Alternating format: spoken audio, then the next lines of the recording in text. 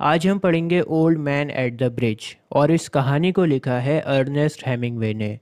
दोस्तों ये कहानी है स्पेन की। 1938 का टाइम है और स्पेन में हो गया है सिविल वॉर। सिविल वॉर मतलब कंट्री के अंदर ही वॉर शुरू हो जाना। जब एक कंट्री के अपने खुद के लोग आपस में लड़ने लगते हैं उसको सिविल वॉर कहते हैं। तो स्पेनिश जो लोग थे वो आपस में एक दूसरे से लड़ रहे थे कंट्री के अंदर ही। दोस्तों दो आइडियोलॉजी थी, एक थी लेफ्टिस्ट और दूसरी थी राइटिस्ट। इन दोनों के बीच में लड़ाई शुरू हो गई थी। जो लोग लेफ्टिस्ट आइडियोलॉजी को मानने वाले थे वो लोग राइटिस्ट लोगों के ऊपर हमला कर रहे थे, और जो राइटिस्ट आइडियोलॉजी को मानने वाले थे वो लोग लेफ्टिस्ट को मार रहे थे। बात आ रही है समझ में? सिविल वॉर चल रहा है स्पेन में और वक्त है 1938 का। और आपको पता होगा कि वॉर में सबसे ज़्यादा नुकसान एक आम इंसान का होता है। आम इंसान को कोई मतलब नहीं होता कि पॉलिटिकल आइडियोलॉजी क्या है। आम इंसान को दो वक्त का खाना चाहिए होता है और उसे अपनी ज़िंदगी में सुकून चाहिए होता है। तो इसी तरह इस कहानी में भी एक बहुत ही बूढ़े इंसान हैं जो इस वॉर की वजह से बहुत परेशान हो गए हैं। उन्होंने अपना घर छोड़ दिया, अपना गांव छोड़ दिया और बेचारे 12 किलोमीटर चलते हुए आ रहे थे। 12 किलोमीटर चलने के बाद रास्ते में एक ब्रिज आता है, एक पुल आता है, और वो वहाँ पर थक कर बैठ जाते हैं।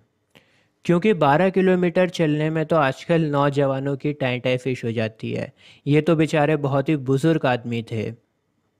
बूढ़े आदमी ने चश्मा पहन रखा होता है और उनके कपड़े बहुत गंदे हो चुके होते हैं। जिस ब्रिज के ऊपर ओल्ड मैन बैठे हुए थे ना, उस ब्रिज से और भी बहुत सारे लोग गुजर रहे होते हैं। बहुत सारे लोग वॉर से परेशान होकर अपने अपने घर को, अपने अपने गांव को छोड़कर वापस जा रहे होते हैं, किसी सेफ प्लेस के ऊपर जा रहे होते हैं। लेकिन ओल्ड मैन के जिस्म में अब इतनी ताकत नहीं बची कि वो थोड़ा सा और चल सकें।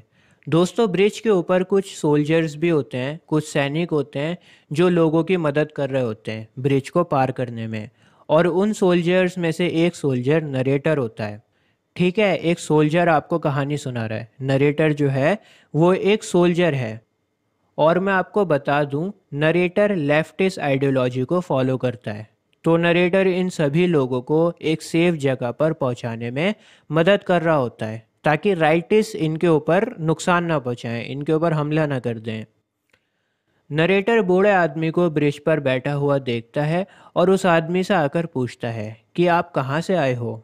बूढ़ा आदमी कहता है कि मैं सैन कार्लोस से आया हूँ। ओल्ड मैन जब अपने गांव का नाम को बताता है तो उसके चेहरे पर एक स्माइल आ जाती है। ओल्ड मैन की स्माइल से पता लगता है कि वो अपने होम टाउन को, अपने गांव को, अपने घर को कितना ज़्यादा प्यार करता है। क्योंकि गांव का नाम लेते ही उनके चेहरे पर मुस्कुराहट आ जाती है। ओल्ड मैन कहते हैं कि मैं अपने जानवरों की देखभाल करता हूँ। नरेटर को समझ नहीं आता कि यहाँ पर तो वॉर चल रहा है, हर जगह क्यास है, अफरा तफरी है, और ये आदमी जानवरों की बात कर रहा है। बूढ़ा आदमी कहता है, हाँ मैं जानवरों की देखभाल करता हूँ और मैं अपने पूरे गांव में सबसे लास्ट इंसान था जिसने वो गांव छोड़ा। मेरे गांव को दुश्मनों की वजह से सभी लोग छोड़ छोड़कर जा रहे थे। मैंने सबसे आखिर में अपने गांव को छोड़ा। दोस्तों मैं आपको बता दूं, वॉर के टाइम पर कुछ एरियाज़ होते हैं, कुछ रेड एरियाज़ होते हैं जहां से पब्लिक को हटा दिया जाता है, कुछ इलाकों को खाली करवा दिया जाता है। तो ओल्ड मैन के गांव को भी खाली करवाया गया था। लेकिन ओल्ड मैन की बातों से आपको पता लगेगा कि उन्हें अपना गांव, अपना घर बहुत ज़्यादा प्यारा था और वो अपने गांव को नहीं छोड़ना चाहते थे। नरेटर पूछता है कि आप कौन कौन से जानवरों को पालते थे। ओल्ड मैन कहता है कि बहुत सारे थे, लेकिन मुझे उन सभी को छोड़ना पड़ा। ओल्ड मैन बहुत दुखी है बेचारा। दोस्तों नरेटर का ध्यान दो जगह पर होता है। एक तो वो सोच रहा है कि दुश्मन कभी भी वहाँ पर आ सकता है, दुश्मन का ख़तरा मंडरा रहा है उसके सर के ऊपर, हम पर कभी भी हमला हो सकता है, लड़ाई के बारे में सोच रहा होता है। और दूसरी तरफ नरेटर उस ओल्ड मैन से बातें कर रहा है। उस ओल्ड मैन की तरफ भी उसका ध्यान है और लड़ाई की तरफ भी उसका ध्यान है। एक टाइम पर वो दो अलग अलग बातों को सोच रहा होता है। नरेटर फिर दोबारा से पूछता है कि आप कौन कौन से जानवरों का ख्याल रखते थे। ओल्ड मैन कहता है कि मेरे पास दो बकरियां थीं, एक बिल्ली भी थी और चार जोड़ी कबूतर थे। 4 पेयर्स थे पिजन्स के। 4 पेयर्स मतलब 8 पिजन्स। ठीक है, आपको पता होगा कि एक पेयर में 2 पिजन्स होते हैं। सोल्जर कहता है और आपको उन सभी जानवरों को छोड़कर जाना पड़ा। ओल्ड मैन कहता है हाँ, हाँ मुझे उन सभी जानवरों को छोड़कर जाना पड़ा क्योंकि कैप्टन ने मुझसे कहा था कि यहाँ पर लड़ाई हो सकती है, फायरिंग हो सकती है, बॉम्बिंग हो सकती है। इसके बाद नरेटर ओल्ड मैन की फैमिली के बारे में पूछता है। ओल्ड मैन कहता है नहीं, मेरी कोई फैमिली नहीं है। मेरा जो कुछ भी इस दुनिया में है वो मेरे जानवर हैं। दोस्तों, ओल्ड मैन जानवरों की बातें कर रहा है। इस बात से हमें पता लगता है कि ओल्ड मैन को अपने जानवरों से कितना ज़्यादा प्यार है और वो कितना भोला इंसान है। उनको नहीं पता कि राइटिस्ट क्या होता है, लेफ्टिस्ट क्या होता है, क्यों लोग एक दूसरे को मार रहे हैं, क्यों लोग इधर उधर भाग रहे हैं। वो तो बेचारा गांव का एक सीधा साधा बूढ़ा इंसान है जिसे ये फिक्र है कि मेरी बिल्ली क्या कर रही होगी, मेरी बकरियां किस हाल में होंगी। तो आप अंदाज़ा लगा सकते हैं कि ये लड़ाइयाँ एक आम इंसान के ऊपर कितना गहरा अफेक्ट डालती हैं। बूढ़ा आदमी कहता है कि मेरी बिल्ली तो चालाक है, वो तो अपना गुजारा कर लेगी, अपने खाने को ढूंढ सकती है और सरवाइव कर सकती है। लेकिन पता नहीं बाकी जानवर किस हाल में होंगे। मुझे अपने बाकी जानवरों की बहुत ज़्यादा फिक्र हो रही है। अब देखो यहाँ पर नरेटर क्या पूछता है। बेचारा बूढ़ा आदमी अपने जानवरों की बातें कर रहा है और नरेटर उससे पूछता है कि आप कौन सी साइड से हो, कौन से पॉलिटिकल आइडियोलॉजी को मानते हो आप। बूढ़ा आदमी कहता है कि मैं 76 ईयर्स ओल्ड हूँ, 76 ईयर्स उम्र है मेरी और मैं 12 किलोमीटर चल कर आ रहा हूँ यहाँ पर। और 12 किलोमीटर चलने के बाद मैं पूरा थक चुका हूँ और आप मुझसे पॉलिटिकल आइडियोलॉजी की बात कर रहे हो। मैं किसी पॉलिटिक्स वॉलिटिक्स को नहीं मानता भाई साहब, मेरी सीधी सादी ज़िंदगी गुजर रही थी, मैं उसी में खुश था। नरेटर कहता है आपकी बात तो ठीक है, लेकिन यहाँ पर इस ब्रिज पर आप नहीं बैठ सकते, ये ब्रिज सेफ नहीं है। आप थोड़ी सी हिम्मत कर लो, थोड़ी सी हिम्मत कर लो बस। सामने रोड पर बहुत सारे ट्रक्स हैं, मैं आपको उन ट्रक में बिठा दूंगा। ओल्ड मैन कहता है कि अभी तो मैं थोड़ी देर और आराम करूंगा, यहीं पर मैं थोड़ा बैठूंगा, उसके बाद मैं जाऊंगा। वैसे ये ट्रक जा कहाँ रहे हैं? नरेटर कहता है कि ये ट्रक बार्सिलोना की ओर जा रहे हैं। ओल्ड मैन कहता है कि बार्सिलोना में तो मैं किसी को जानता भी नहीं हूँ, लेकिन तुम्हारा बहुत बहुत शुक्रिया। तुमने मुझसे बातें करी, मुझे डायरेक्शन बताई, मेरी फ़िक्र करी, उसके लिए तुम्हारा बहुत शुक्रिया। इसके बाद बूढ़ा आदमी थके हुए निराश चेहरे से बोलता है मुझे पता है मेरी बिल्ली ठीक होगी, लेकिन मेरे बाकी जानवरों का क्या, वो कैसे रह रहे होंगे।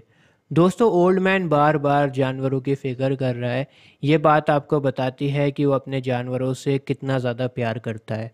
ओल्ड मैन नरेटर से पूछता है कि तुम्हें क्या लगता है मेरे बाकी जानवर किस हाल में होंगे, तुम बताओ, तुम्हें क्या लगता है। नरेटर कहता है कि आपके बाकी जानवर भी ठीक होंगे। ओल्ड मैन कहता है कि लेकिन अगर वहाँ पर फायरिंग हो गई, वहाँ पर अगर लड़ाई हो गई, बॉम्बिंग हो गई, तो फिर क्या होगा। नरेटर पूछता है कि क्या आपने कबूतरों के पिंजरे को नहीं खोला था। ओल्ड मैन कहता है हाँ, पिंजरे को तो खोला था मैंने। तो फिर क्या दिक्कत है सर, जब पिंजरा आपने खोल दिया था तो कबूतर उड़ जाएंगे, क्यों फिक्र कर रहे हो। नरेटर कहता है। बूढ़ा आदमी कहता है कि हाँ, कबूतर तो उड़ जाएंगे, लेकिन बाकी जानवरों का क्या होगा। चलो छोड़ो, बेहतर होगा कि मैं उन जानवरों के बारे में सोचना बंद कर दूं।